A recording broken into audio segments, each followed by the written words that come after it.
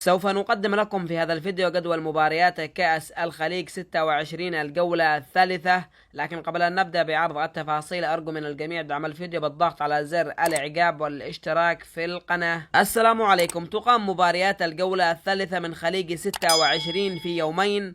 اليوم الأول هو يوم الجمعة الموافق تاريخ 27/12/2024، ويشهد إقامة مباراتين في نفس التوقيت.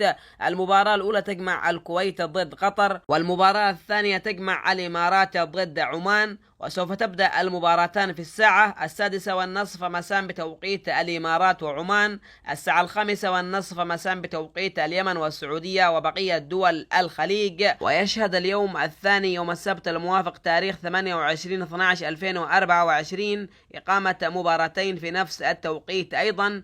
المباراة الأولى تجمع السعودية ضد العراق، والمباراة الثانية تجمع اليمن ضد البحرين، وتبدأ المباراتان في نفس التوقيت في الساعة 6:30 مساء بتوقيت الإمارات وعمان، الساعة 5:30 مساء بتوقيت اليمن والسعودية وبقية دول الخليج. وسوف يتم بث جميع المباريات على القنوات الظاهرة أمامكم.